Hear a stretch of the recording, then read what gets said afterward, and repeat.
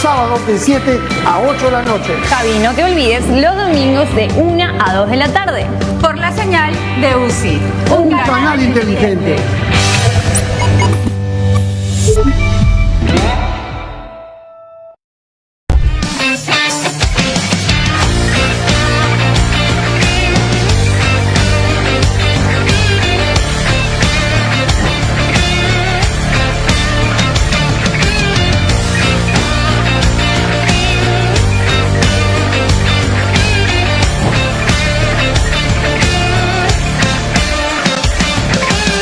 Nativa nos conecta.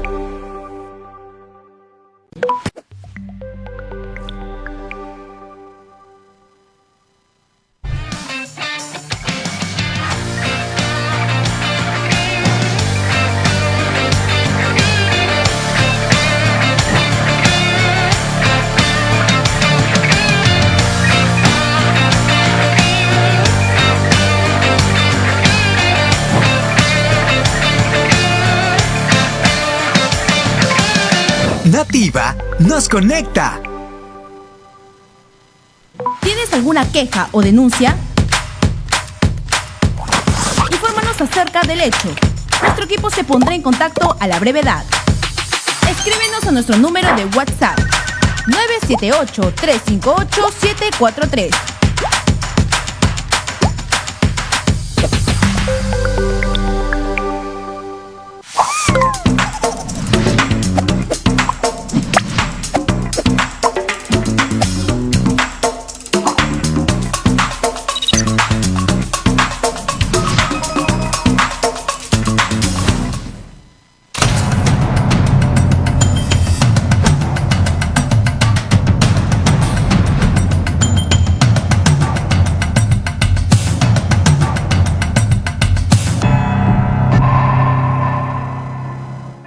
Buenas tardes, ¿qué tal? Les saluda Carlos Anderson para conducir hoy día este conversatorio del Instituto del Futuro acerca de las consecuencias geopolíticas de la invasión rusa a Ucrania. Para poder hacerlo de una manera inteligente y ordenada, tenemos a tres invitados. A Miguel Ángel Rodríguez Mackey, él es jurista, internacionalista, muy conocido, por supuesto. A Óscar Vidarte, internacionalista también y profesor asociado de la Pontificia Universidad Católica del Perú, y el embajador Juan Álvarez Vita.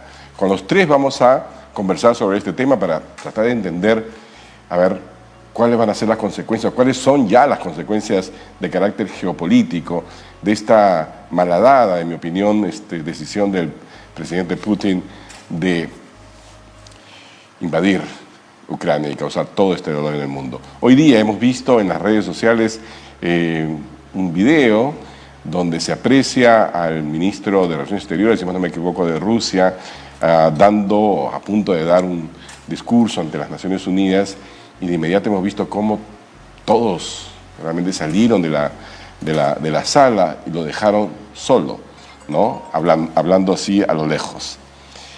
Quería preguntar entonces a mis distinguidos invitados, ¿no?, si esa es la principal consecuencia de esta acción del presidente Putin, su soledad ante el mundo. Miguel Ángel, ¿cómo estás? Carlos, muy buenas tardes. Muy agradecido por la invitación que me formulas. Mi saludo al embajador Juan Álvarez Vita y a Óscar Vidarte, por supuesto. Mira, primero decir lo que acabas de recoger. Cuando uno mira el escenario de las Naciones Unidas y ve cómo reacciona esta representación planetaria, está confirmando el ánimos de la comunidad internacional de rechazo total por lo que viene haciendo Rusia en un acto marginal del derecho internacional. Hay que decirlo con todas sus letras. El principio de no intervención ha sido pisoteado. Esto que aprendimos de la Pacto de Westfalia, que dice que hay límites, Carlos, delimitaciones y demarcaciones. A Putin no le importó nada. Tenía un plan de 8 años atrás. Crimea la anexó de facto, ahora la quiere de derecho, no lo va a conseguir por lo menos en el plan inmediato, y entonces su ingreso sobre la ciudad de Kiev, a mi juicio se dará de todas maneras, además de la lucha intestina del pueblo para defenderse. Pero en esta visión preliminar, decirte que es evidente de que el mundo rechaza todo lo que en acto marginal hace Rusia, como decir que habrá una tercera guerra mundial si continúan las manifestaciones de lapidación financiera sobre Rusia, y lo último de hoy, ¿no? Es decir, los ataques gravísimos, por cierto, en Zaporilla, que es esta central nuclear al sureste de Ucrania. Uno se acuerda mucho, al norte estaba Chernobyl, te acordarás, en 1976. Entonces, este conjunto de situaciones de última hora que en verdad que empaña lo que en las últimas horas alguien creyó un corredor humanitario que podría ayudar creando un espacio vital para esta movilización que ya va cerca del 1.000.000, pero el alto el fuego no se ha detenido. Esto es muy importante. Entonces, el ánimos de Rusia es ese: socavar toda la tranquilidad planetaria consagrada en la Carta de San Francisco en su artículo 2, Carlos, y ahí es donde tenemos que mirar fijamente la trastocación geopolítica que viene hacia adelante. De acuerdo. Profesor Vidarte, a ver, la historia tiende a repetirse a veces, ¿no? Solo que nunca de la misma forma como sucedió originalmente, casi siempre como tragedia o como comedia. Este intento del presidente Putin, de alguna forma, de recuperar el imperio perdido, ha sido comparado, por ejemplo, con las acciones de Adolf Hitler en Alemania post Primera Guerra Mundial, y su esfuerzo justamente por revitalizar y reconstituir ese imperio o esa gran Alemania perdida, ¿no? ¿Usted cree que esta comparación es válida, uno? Y dos, ¿cree que la historia se repetirá como tragedia o como comedia? ¿O una tragicomedia? Sí, Carlos, gracias por la invitación. Un placer, muchas gracias. Un placer estar con Miguel Ángel y con el embajador Albervita, pues compartiendo esta mesa. La comparación es válida, aunque yo creo que hay muchas diferencias. Es cierto que en el discurso, en la narrativa que Putin ha construido, hay un aspecto fundamental, y es el hecho de querer hacer que Rusia sea nuevamente una potencia mundial, sobre todo luego de lo que fue el descalabro, el fin de la Guerra Fría y lo que fue la década del 90, que para Rusia fue terrible. Y Rusia estaría tratando de recuperar ese papel. Y creo que con mucha habilidad en los últimos años ha logrado o está logrando cumplir un papel importante. Por ejemplo, la importancia que tuvo Rusia en su momento en la firma del acuerdo nuclear con Irán, que los países occidentales no podían por sí solos desarrollar. Así que Rusia ha sabido inteligentemente posicionarse en diferentes ámbitos de debate internacional con un papel clave. Sin embargo, también es cierto que tiene muchos intereses en diferentes países que ven con preocupación la posible afectación de su soberanía, como el caso de Georgia, como el caso de Ucrania, como el caso de Moldavia y otros países que en la historia han sufrido los embates de Moscú, como los países bálticos, Polonia y otros más. Ahora, pero hay que poner algunos puntos de diferencia. Y es que más allá del discurso y el interés que puede tener Putin, Rusia también tiene muchas limitaciones. Y Rusia tiene limitaciones económicas tremendas, materiales tremendas. Para comenzar, es apenas su economía, es del tamaño de la economía italiana. Exacto. Pensemos en eso. El PBI de Rusia, el crecimiento de Rusia, el PBI per cápita de Rusia no nos hablan de una potencia mundial. Y es más, es frecuente en este contexto, y ya está en el debate, cuánto tiempo le puede durar una invasión y cuánta plata tiene para sostener una invasión, más allá de los recursos militares que pueda tener.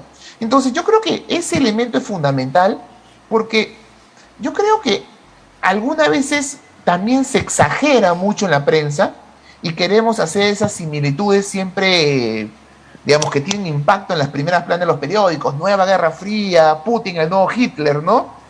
Y la verdad es que yo no sé, o no estoy tan seguro, que haya ese intento de expansionismo. Yo lo que veo es, en esta mentalidad rusa de construir, de consolidarse como potencia mundial, lo que veo es un país que trata de consolidar sus zonas de influencia. Toda potencia mundial, Carlos, tiene zonas de influencia, zonas máximas de seguridad. Lo que diríamos el Mediterráneo para los romanos, el Caribe para Estados Unidos, el Mar del Este y del Sur de China para China. Entonces, para Rusia es fundamental el control del Asia Central, de los países vecinos. Y lo que hay en la interpretación de Rusia es que Occidente en los últimos 30 años, desde la perspectiva rusa, digo, ha estado pues ampliando sus fronteras, interviniendo en países como Afganistán, como Siria, de influencia rusa, promoviendo levantamientos en Bielorrusia, en Kazajistán, en Ucrania con éxito, contra gobiernos aliados a Rusia. Y lo que Rusia estaría sintiendo es un poco esta expansión occidental o esta presencia occidental en su zona de seguridad. Una potencia mundial eso no lo podría sostener. Pero es un movimiento expansivo realmente de Occidente a través de la OTAN o de la Comunidad Europea, o se trata más bien de la decisión soberana de estados que estuvieron, por supuesto, bajo la órbita de la Unión Soviética, pero que al independizarse o recuperar su libertad toman decisiones, digamos, que son soberanas y que por lo tanto deberían ser respetadas, ¿no? Por eso decía, desde la perspectiva soviética o rusa, digamos, porque tienes toda la razón, todo Estado es soberano para decidir, pues, hacia dónde quiere dirigir su política exterior. Sí, claro. Pero considerando, sobre todo lo que fue la relación entre Occidente y la Unión Soviética durante la Guerra Fría, y los problemas en materia de seguridad que han existido históricamente entre Moscú y Occidente, uno no puede actuar solamente pensando en sus intereses o en función de su soberanía, también debería pensar en función de las amenazas a la seguridad que crea en el otro. Entonces, ya de los 90 hay muchos académicos estadounidenses que vienen diciéndole a Estados Unidos y Occidente, oigan, la ampliación de la OTAN no es necesariamente el mejor camino. Es cierto que en los 90 hubo algunas razones que llevaron a esta ampliación, como por ejemplo la crisis o la guerra en los Balcanes, pero no necesariamente muchos académicos decían es el mejor camino porque vas a generar aquellas amenazas que ya existen históricamente en Rusia respecto al papel de Occidente. Entonces, yo creo que acá faltó mucho tino diplomático, no de ahora, probablemente desde hace 3 décadas. Ok, vamos justamente al tema diplomático. Quería preguntarle al embajador Álvarez Vita, Juan Álvarez Vita, si el tiempo de la diplomacia ya pasó, si realmente no hay vuelta que darle y estamos encaminados hacia una expansión del conflicto, ¿no? Dado que pareciera que la respuesta del mundo es prácticamente uniformemente un no a la invasión. Embajador, ¿qué tal? Sí, muy buenas tardes. ¿Qué tal? Voy a empezar por agradecer por esta invitación tan gentil. Es un auténtico placer para mí abordar temas que son muy interesantes desde el punto de vista del derecho internacional, desde el punto de vista de la política internacional, que son dos cosas distintas que deberían converger, pero no siempre ocurre así. Yo coincido con lo que acaba de indicar el doctor Oscar Vidarte, ¿no? De que es un problema que tiene un trasfondo, que él lo remonta a 3 décadas. Yo me metería mucho más hacia atrás, porque la situación de Rusia siempre ha sido de un país con vocación imperial, con vocación de mando. No solamente en la época de la monarquía, cuando los zares tenían un enorme poder concentrado en sus manos, sino que en lo que se refiere a la influencia que la religión tiene en Rusia. Es un tema que se toca realmente muy pocas veces. Pero hoy en día la Iglesia Ortodoxa rusa ha tomado nuevamente bríos y uno de los que más ha impulsado esto es precisamente Putin. Entonces hay también todo lo que se conoce como una Ostpolitik de la Santa Sede en relación con todo el espacio ruso, o de todas las Rusias, como se decía. Y yo recuerdo que tuve oportunidad de participar en un conversatorio donde estaba el patriarca de Moscú, Kirill, y hablando sobre la cuestión de las relaciones con la Santa Sede, él dijo una cosa que verdaderamente yo no la voy a olvidar. Dijo, le pedimos a la Iglesia Romana que ahora que estamos en una etapa de reflotamiento, que nos den una tregua antes de enviar evangelizadores de religión católica romana o protestante o cual fuera. Dijo, lo pedimos, pero lamentablemente la Iglesia Romana no cumplió con el compromiso que yo había hecho a nivel papal. Y dígame, embajador, quizás eso explica entonces, no digo el silencio, pero casi el silencio del Papa Francisco en este caso, en esta guerra, porque no ha sido, digamos, tan inmediato ni tan vital en su rechazo como se le ha escuchado en otras ocasiones. Bueno, yo podría decirle que yo no comparto esa opinión, porque el Papa sí ha intervenido y mucho a través de las redes sociales. Lo que es curioso es que la prensa de muchos países no ha cubierto esa noticia, así como tampoco cubrió un hecho inédito, y es que el Papa, que no solamente es un líder religioso, sino también es el jefe de un Estado. Sí, claro. Haya tomado un automóvil para dirigirse a la embajada rusa en Roma. Es decir, si uno mira los gestos, ¿no? Hay pues ahí No, pero tiene usted razón, porque no han sido, digamos, muy desplegados, si no yo lo hubiera visto, le aseguro. Yo soy un seguidor de todos estos temas y he visto, por supuesto, sí, los tweets del Papa, pero no un mensaje, digamos, al mundo, Orbi et Orbi, ¿no? ¿Sí? Orbi et Orbi, y eso me llamaba un poco la atención. Pero en todo caso, le renuevo la pregunta. ¿El campo diplomático, como dicen los jóvenes, ya fue o todavía hay posibilidades, digamos, de rescatar al mundo de esta tragedia a través del diálogo diplomático? Bueno, si yo hubiera pensado que la diplomacia iba a carecer de razones para su existencia, le puedo asegurar que no hubiera abrazado esta carrera. Yo estoy muy lejos de pensar que la diplomacia ya fue, como se está diciendo ahora mucho aquí en la lengua coloquial peruana, ¿no? Exacto. Yo creo que gran parte de la solución a este conflicto está en manos de la diplomacia. Hay una cuestión también, que estamos aquí, bueno, varios profesores universitarios en materia de Derecho Internacional. Yo también he ejercido y sigo ejerciendo la docencia universitaria y he podido también apreciar, porque durante un tiempo regular viajaba a Ginebra para dictar mis clases a alumnos que provenían de países muy distintos, de culturas diversas, etc. Y la diplomacia, yo creo que en un momento como este es cuanto más se debe sentir. Pero no para estar recordando qué pasó en 1815, ¿no? En el Congreso de Viena, ni nada, sino mirar hacia el futuro.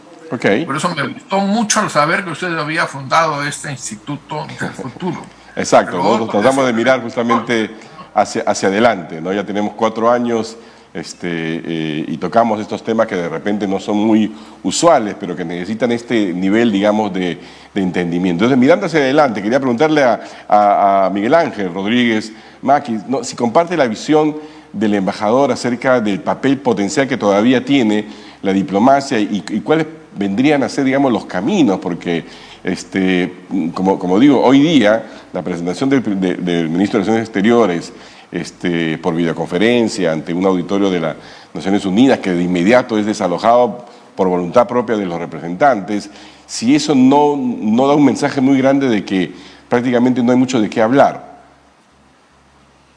Fíjate, Carlos, siempre digo reconocido, más de 3 lustros trabajé en la Cancillería y me formé con grandes maestros de la diplomacia peruana, y sigo creyendo que la diplomacia hoy más que nunca es, como dice Juan Álvarez Vita, lo más importante. Mira, siempre la diplomacia es una ventana abierta. Tú hablabas hace un instante del Papa Francisco. La diplomacia vaticana, si hay algo que tiene, es que es absolutamente sobria, no se le ve de luz entera, es muy discreta. Cuando llegó el acuerdo entre Raúl Castro y Barack Obama, te acordarás, en el 2016, se hizo de un momento a otro, pero había habido un trabajo realmente por debajo, y digo por debajo en el sentido estricto de la palabra. Yo creo que la diplomacia tiene que jugar su rol, y la diplomacia en el marco multilateral, Naciones Unidas, en el Consejo, en la Asamblea General. La diplomacia al día de hoy se expresa en la necesidad, Carlos, de que la solución a este problema, a esta guerra, sea la solución pacífica de las controversias. ¿Qué significa eso? Una norma jurídica de jus cogens. ¿Qué es eso? Que sí o sí tendrá que buscarse una salida por la paz. De otro lado, en verdad que vamos a encontrar un escenario más ensangrentado. Así como Rusia ataca fieramente y los ucranianos se defienden, esto no es perpetuo. Tendrá que dar paso a una luz de un trabajo permanente que supere a un tipo de negociación en la frontera bielorrusa ucraniana. O sea, aquí tiene que haber otros actores, no solamente los dos, que puedan comportar un escenario mayor para legitimar un proceso ulterior. Hablo de Estados Unidos, hablo de la Unión Europea, hablo de China y hasta hablo de la India, que ha tenido siempre un valor a discreción en este juego de actores visibles. Perfecto. Para una negociación. Miguel Ángel, quiero pararte allí. Actores visibles. Justamente yo quería preguntar, ¿no?, a ustedes tres, ¿no?, ¿cómo evalúan, por ejemplo, la actuación hasta ahora en el conflicto del presidente Biden en Estados Unidos, del canciller Olaf Scholz en Alemania, ¿verdad? Y también del presidente ucraniano y del propio presidente Putin. Y Oscar Vidarte, profesor, ¿podría usted darme su opinión sobre estos 4 personajes así, pero muy breve, para poder pasar a los otros 2 invitados? Sí, Carlos, por supuesto. Respecto al papel de Biden y de los diferentes líderes occidentales, porque creo que también en el grupo debería estar Macron, que ha jugado un papel fundamental manteniendo canal de diálogo con Putin, es probablemente el único canal de diálogo hoy entre Occidente y Rusia. Yo creo que Biden, Occidente en general, no tiene muchas opciones, digamos, ¿no? Porque acá hay 3 opciones, básicamente. Es no hacer nada, es recurrir al apoyo militar, con las consecuencias que podría significar un enfrentamiento entre Occidente y entre la OTAN y Rusia, que sería un enfrentamiento simétrico entre potencias con consecuencias desastrosas, o recurrir al tercer camino, que es el más ineficiente, el menos costoso también, que es recurrir a las sanciones económicas, que abren un paradigma acerca de qué tan eficaces pueden ser. Yo tengo mis dudas acerca de su eficacia, por la experiencia en el caso de Rusia y por estudios académicos que te dicen que la eficacia de las sanciones suele ser menor, aunque son necesarias, aunque sabemos de antemano su poca eficacia. Entonces, Yo creo que el camino que han tomado es el único camino que tienen, digamos. ¿Y cómo evalúas al canciller Scholz en su inicio, digamos, de una cancillería después de alguien tan importante como Angela Merkel en esta crisis? Yo creo que en el caso del canciller alemán, él juega... Cada país tiene sus propios intereses y sus propios juegos. Y yo creo que el juego de Alemania es un juego bien complejo. ¿Y por qué? Porque él no solamente es un líder de Europa, un líder de la OTAN, y tiene que tener un papel fuerte frente a lo que viene sucediendo, y lo viene teniendo, dicho ese paso. Pero también es cierto que Alemania depende mucho de la energía rusa, mucho. Y Putin lo sabe. Tanto así que yo estoy convencido que Putin cree que en el mediano plazo las relaciones deberían tender a restablecerse, porque no hay manera de que Alemania pueda recuperar ese 40-50% de gas ruso que consume al año con otras fuentes, además mucho más costosas. Yo creo que el papel del canciller alemán es un papel interesante, importante, asumiendo un liderazgo, incluso planteándose pues caminos militares que en Alemania pues no se toman hace mucho tiempo, pero también en una situación muy difícil, porque a diferencia de Francia, de España, el Reino Unido, Estados Unidos, dependen mucho de Rusia, así que tienen que jugar un papel más complejo del que tienen otros actores. Genial, muchísimas gracias. Embajador Álvarez Vita, el otro gran actor que no hemos mencionado es China, ¿verdad? En este juego, digamos, de la geopolítica, ellos vienen observando cuidadosamente no solamente las movidas de Putin, sino también la forma como reacciona el mundo. Imagino que pensando también en su propio espíritu, digamos, expansionista, de construcción de lo que ellos llaman la China más grande, ¿no? De Greater China, que incluye, por supuesto, también a un estado por ahora soberano como es Taiwán. ¿Cómo evalúa usted, digamos, desde un punto de vista geopolítico, el papel hasta ahora de China? Bueno, China es un país que ha cambiado muchísimo en los últimos años. Un país donde hay un porcentaje muy alto de personas multimillonarias.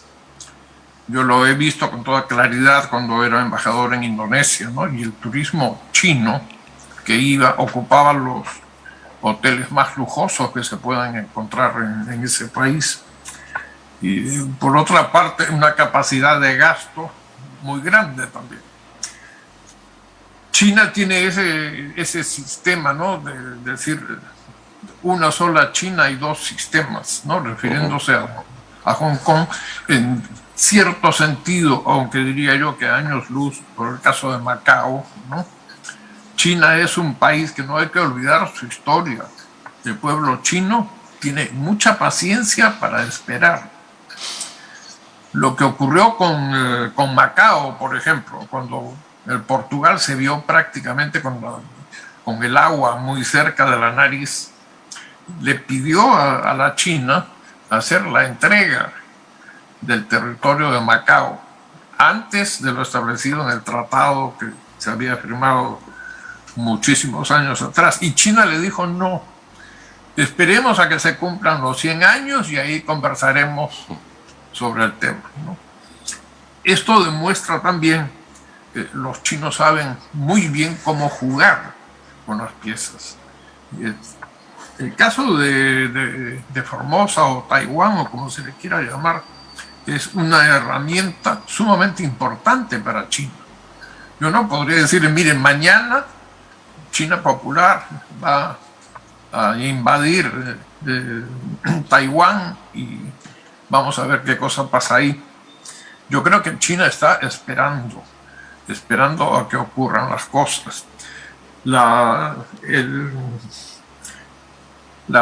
relaciones que China tiene con los Estados Unidos, yo diría que cada día son más difíciles. Cada día hay mucho más ataques. Y en este caso hay que reconocer que es Estados Unidos el que toma esa iniciativa, ¿no?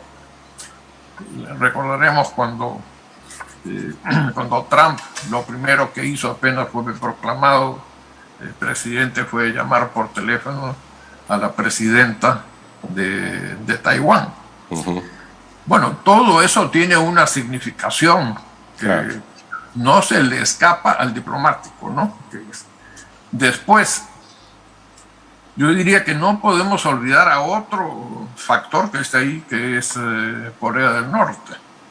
Corea del Norte tiene una gran capacidad bélica con misiles. Fíjense que el presidente Trump tuvo que viajar primero hasta Singapur para la primera entrevista que iba a tener con el líder norcoreano. Él lo había invitado a que el presidente de Corea del Norte viajara a Washington. Él dijo no, en un sitio neutral, nos vamos a Singapur. La segunda vez tampoco fue ni en Washington y tampoco en Corea del Norte, lo fue en Vietnam. Es decir, los lugares que se van a escoger para estos encuentros, que tienen un gran peso, trascienden muy poco a la opinión pública, a la prensa, todo lo que se trata ahí. Pero no podemos olvidar que en este momento, en el caso que nos ocupa, que es el de Rusia, tiene sus aliados, ¿no? Y muy bien ubicados, además geográficamente, como para poder decir, aquí estoy, y no se olviden que yo en cualquier momento también doy un golpe. Ok, clarísimo, clarísimo, embajador. Miguel Ángel, ¿a ti qué te ha parecido entonces, por ejemplo, un efecto de repente no buscado, no deseado, pero que es evidente, que es el hecho de que Suiza, históricamente neutral, ha dejado de serlo y claramente se ha alineado, digamos, con los países de la OTAN en su rechazo a Rusia? Lo mismo países como Suecia y Finlandia, que hasta ahora habían estado, digamos, siendo cortejados por la OTAN para ser parte también de esta organización del Tratado del Atlántico Norte, y se habían resistido, ¿no? Pero ahora aparentemente están más que dispuestos, diciendo sí, quiero ser parte de la OTAN. Y por otro lado, Japón, que carambas, después de la tragedia de Hiroshima y Nagasaki, nunca pensaron, creo yo, tener ellos armas nucleares. Sin embargo, esa discusión ha empezado también en Japón, y finalmente en Alemania, ¿no? Después de tener siempre una actitud muy anti-armamentista, ¿no? Ante los hechos, digamos, han decidido pues comenzar a gastar menos en mantequilla y más en tanques, para ponerlo de la forma como los economistas aprendemos, digamos, de estos temas. ¿A ti qué te parecen todos estos países que te acabo de decir? ¿Constituyen un cambio en el ajedrez geopolítico o no? Yo más bien diría, Carlos, que se trata del realismo político que le espera al bloque europeo en esta hora de su historia internacional. Mira, después de la Segunda Guerra Mundial se dieron cuenta que si no formaban el bloque, desaparecía Europa, y por eso fue la Unión Europea alistada para constituirse en un eje central. Por esa razón es que miran el escenario internacional, saben que Estados Unidos en verdad es el manto protector de Europa, y ese manto protector de Europa con Estados Unidos gira en torno de la OTAN. Por eso busca Suiza en una parte a lo que ha sido su historia. En este realismo político hay que tener camiseta. Si no se tiene camiseta, entonces después viene el látigo. Por eso es que Olaf Scholz va hasta la Casa Blanca, a diferencia de Angela Merkel, que andaba peleada con Donald Trump, ¿te acordarás tú? Ella, y ahora él más bien se pone la camiseta, le dice a Estados Unidos que vamos a buscar un mecanismo para detener lo que viene haciendo Rusia. Hoy acaba de decir el propio canciller, basta, paren este baño de sangre. Entonces, allí mira, y en el caso de Finlandia y los países que están más al norte, evidentemente muy cercanos a Rusia, la misma historia.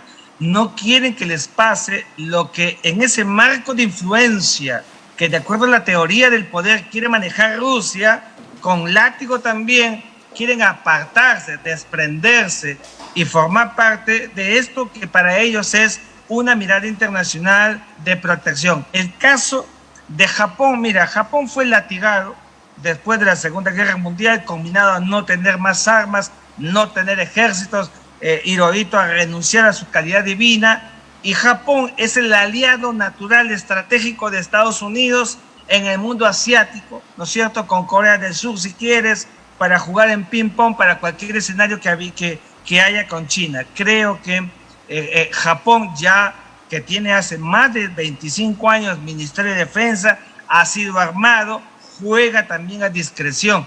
Estos tableros se producen pues porque precisamente en las relaciones internacionales los actores tienen que tener una expresión, así como Macron expresa la diplomacia presidencial, viaja hasta Kiev, viaja hasta Moscú y trata de buscar una suerte de salvamento, no lo consigue, cada uno le pone su grano. El propio presidente de Ucrania se convierte en un héroe nacional después de haber tenido una alicaída performance política, y así los demás actores, John Putin, casi queriendo emular a Pedro el Grande, quiere vindicar una historia soviética que no va a volver. Eso de mirar a la Unión Soviética, a las repúblicas socialistas soviéticas, otra vez no. Lo que sí es que quiere el marco de influencia para digitarlas, como ha querido siempre Rusia, menoscabada luego de 1991, cuando se produce el desmembramiento de la Unión Soviética y se convierte en una federación rusa. Ese impacto psicológico lo recoge, lo monopoliza Vladimir Putin y quiere a día de hoy expresar esa suerte de ser el adalid de un proceso ulterior. Con esto acabo, mira, en el tema económico al que se refería Oscar, yo sí allí tengo una diferencia, porque yo más bien creo, Oscar, que el tema económico en el siglo XXI es letal para cualquier actor internacional. Las guerras, como las púnicas, las médicas, las de las cruzadas, las de los 30 años, 100 años, las guerras del Peloponeso, todas las guerras del pasado fueron en verdad una suerte de el comodín para arreglar los problemas internacionales. El día de hoy el Consejo de Seguridad está amarrado, no puede tomar decisiones, hay un veto. Claro. El veto en estos momentos no se ha podido producir, no se ha podido hacer nada, porque en el Consejo basta que uno se oponga, es el caso de Rusia o el caso de China, y no se haga nada. Por eso es que entonces fuera del Consejo hay que buscar en esta suerte del multilateralismo de la seguridad internacional también una salida que puede ser, a mi juicio, la de carácter económico, que tarde o temprano terminará castigando, no en la contingencia que tiene en estos momentos Rusia, que está preparada para la contingencia, pero a largo plazo ya verás que el propio Kremlin le va a voltear la mirada a Putin si no logra el cometido en lo inmediato. Si no llega a Kiev, será una derrota para Putin. Por eso ves sangre en las calles de las principales ciudades de Ucrania, porque ese es el objetivo de un Vladimir Putin para empoderarse en una negociación ulterior. De acuerdo. Profesor Vidarte, mire, el 2017 yo fui parte de un grupo que, digamos, hizo un ejercicio prospectivo acerca del futuro de la OTAN. Esto fue organizado por la Escuela de Futuros Internacionales de Londres y tuve la oportunidad de interactuar pues, con verdaderos expertos, ¿no? En temas, digamos, de defensa, en temas de geopolítica, etc. Y una de las cosas que me quedó claro, que además también fue parte de la contribución de este ejercicio al libro blanco de la OTAN, era que había una especie de reconocimiento de que la propia existencia de la OTAN estaba en peligro, porque no porque se hubiera acabado la historia, como lo dijo Fukuyama, ¿no? Sino porque realmente ya casi no habían enemigos que enfrentar en guerras convencionales. Evidentemente esa perspectiva ha quedado totalmente descalificada, ¿no? Yo quería preguntarle, ¿cómo ve usted entonces el papel de la OTAN, que se encuentra en una encrucijada? Porque, por un lado, no puede actuar, no se atreve a actuar, ¿verdad? Porque dice, bueno, no ha sido afectado todavía ningún país miembro de la OTAN, pero hay amenazas muy directas a los países como por ejemplo de los estados bálticos, que sí están en la OTAN. Y la voluntad, digamos, de responder militarmente no ha sido trasladada, digamos, con firmeza. Entonces, quería su opinión. Sí, Carlos, te cuento. Yo creo que la OTAN no puede ser solamente entendida como un mecanismo de seguridad frente a amenazas. Eso es el objetivo inicial, el objetivo público de la OTAN. Y como tú bien señalas, amenazas van a haber, y después de la Guerra Fría vimos los Balcanes, vimos terrorismo, es decir, hay amenazas que más evolucionan y cambian. Durante mucho tiempo hablábamos de las amenazas no tradicionales como mucho más importantes que las tradicionales, es decir, las de otros estados. Hoy, con Rusia, volvemos al debate acerca de las amenazas tradicionales, así que yo en ese sentido no me preocupo, pero yo creo que la OTAN, más que ser un mecanismo de acción colectiva para hacer frente a temas de seguridad, también era un mecanismo de dominación de Estados Unidos sobre Europa Occidental, que de alguna manera mostraba cierto pacto tácito. Estados Unidos protegía a los países europeos y los países europeos seguían a Estados Unidos, la base de la Alianza Atlántica, que hasta hoy sigue. Vean cuál es el gasto de la OTAN o la inversión de los países en la OTAN, y vamos a ver que Estados Unidos abastece el más del 70-75% de los recursos o del presupuesto de la OTAN. Así que, en ese sentido, yo estoy convencido de que Estados Unidos sigue teniendo interés, sobre todo en estos momentos, de ejercer influencia. Pero que es lo irónico, que durante el gobierno de Donald Trump, esa relación se rompió o se comenzó a romper, justamente cuando Donald Trump le comenzó a decir a los europeos: paguen por la OTAN, paguen por su seguridad, con un discurso, digamos, muy populista hacia adentro de Estados Unidos. E irónicamente, el conflicto de Ucrania lo que está haciendo está resolviendo en parte el problema de Biden, que buscaba resolver, es decir, de volver a unificar la OTAN en torno a un solo puño. Porque lo que hemos visto, gracias a Putin de alguna manera, después de 4 años muy difíciles durante el gobierno de Trump, estamos viendo una OTAN que está actuando de manera unificada, tomando decisiones sin fracturas frente a lo que es la amenaza, y además generando mucho atractivo. No es casualidad que muchos países busquen ser parte de la OTAN, ¿okay? Como el caso, ¿no?, de Finlandia, como el caso de Suecia, pues Ucrania, y más países que vean a la OTAN como una opción en materia de seguridad, en un mundo, y esto va relacionado con la pregunta que le hiciste a Miguel Ángel, en un mundo, Carlos, que tiende, y esa es mi preocupación cuando tú hacías la pregunta, de un mundo que tiende hacia una fractura, porque yo creo que acá lo más importante, Carlos, es, más allá de lo que pasa en Ucrania, que va a ser lamentable, ¿okay?, que ya es lamentable y probablemente sea más lamentable, vamos a ver una Europa completamente fracturada, en lo social, en lo económico, en lo político, en lo militar, brutalmente. Vamos a ver una remilitarización de la OTAN, de las fronteras de Rusia, que nos va a recordar los años más difíciles de la Guerra Fría. Es decir, una fractura este-oeste muy grande. ¿Y por qué hago referencia a esta fractura? Y hago referencia porque existen otros escenarios de política internacional donde esa fractura también existe. Pongo el caso de la competencia o la rivalidad entre Estados Unidos y China, que es una rivalidad por el dominio hegemónico del mundo. Y esa también es una fractura que está creciendo, una fractura este-oeste que está creciendo a partir del fortalecimiento de China y el debilitamiento de Estados Unidos. Entonces mi pregunta es, Carlos, ¿qué pasa si estas dos fracturas terminan, pues, terminan juntándose en una gran fractura este-oeste? A partir de un lado, la Alianza Atlántica, algo en declive en términos de poder, y al otro lado, el eje Moscú-Beijing, que existe y que se está fortaleciendo, y no me quedaría duda de que se podría fortalecer en el futuro cercano, pero ahora, a diferencia de la Guerra Fría, bajo el liderazgo de China, ¿no? Entonces, yo estoy viendo un mundo que parece, y muchos lo dicen académicos, parece que podríamos estar frente a lo que es el fin de la posguerra fría y 30 años muy caóticos, muy desordenados, mucho desorden en términos de poder, y el inicio de algo que puede ser mucho más ordenado a partir de otros grandes bloques, que podemos llamar este-oeste, que tampoco es que es muy gráfico. Japón estaría en el oeste bajo esta premisa. Otros hablan de una fractura, orden liberal en declive, orden iliberal, ¿no? Okay, también podríamos usar esos términos. Pero esta fractura es la que me interesa a mí porque es, creo yo, ese escenario el que países como Perú, pequeños en el mundo, van a tener que enfrentar.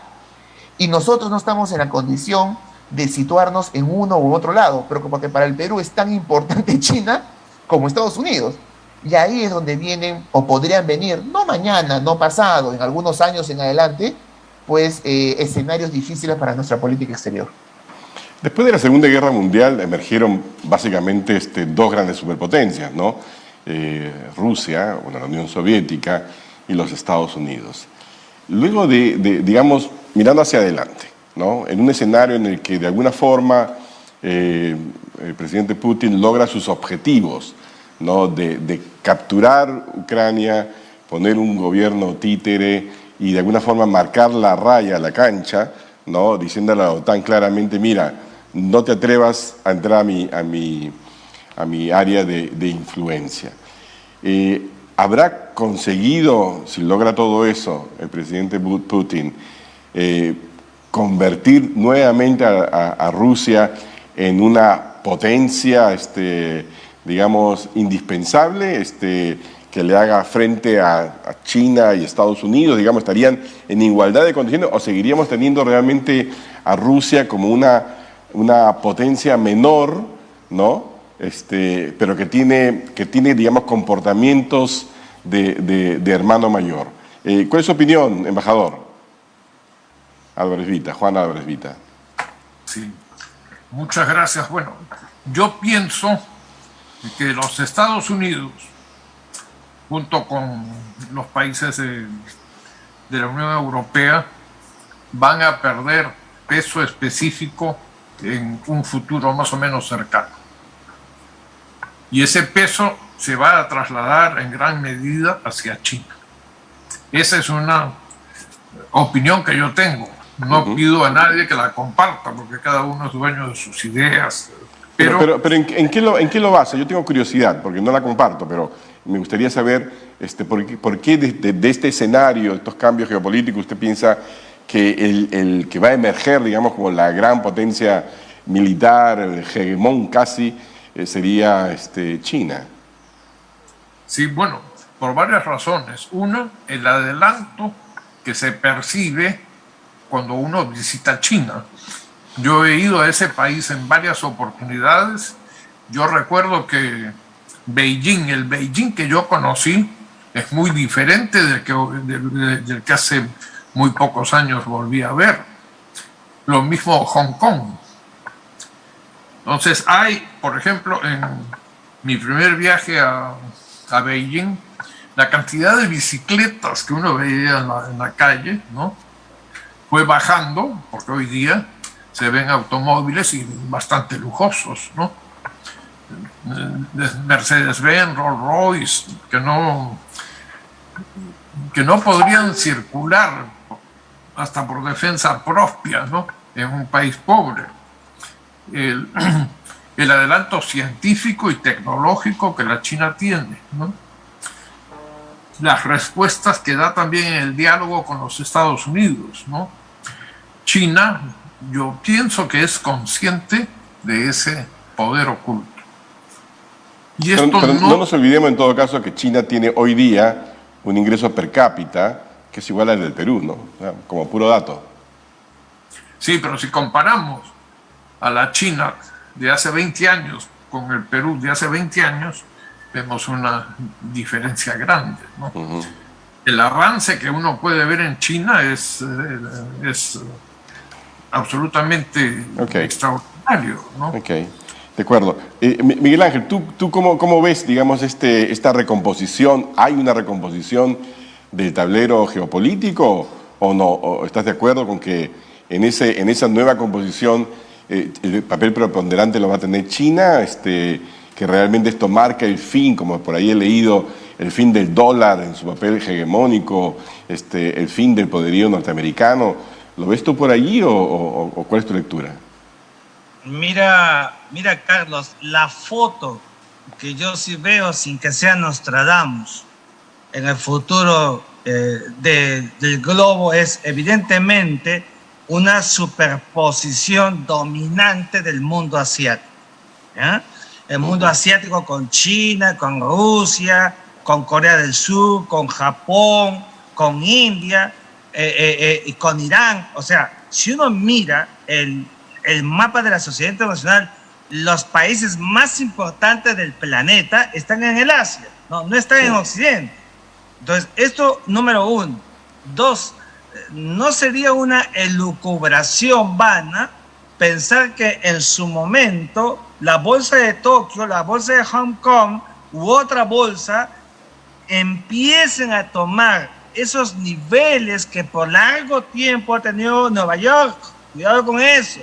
Y que, como estás refiriéndote tú al tema del dólar, sea reemplazado por las monedas gravitantes en el caso ruso o en el caso chino o en el caso ruso, sobre todo chino. Aquí el escenario geopolítico, yo no hablaría de fractura, pues, porque el mundo estuvo dividido, ¿no? El mundo estuvo dividido, el mundo bipolar dividido.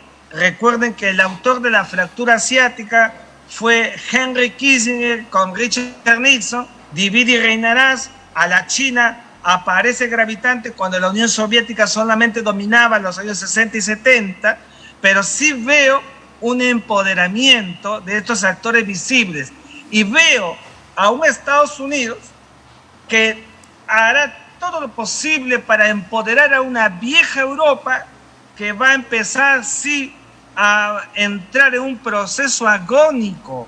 Y cuando eso pase, evidentemente, la situación de Europa se va a poner en menoscabo.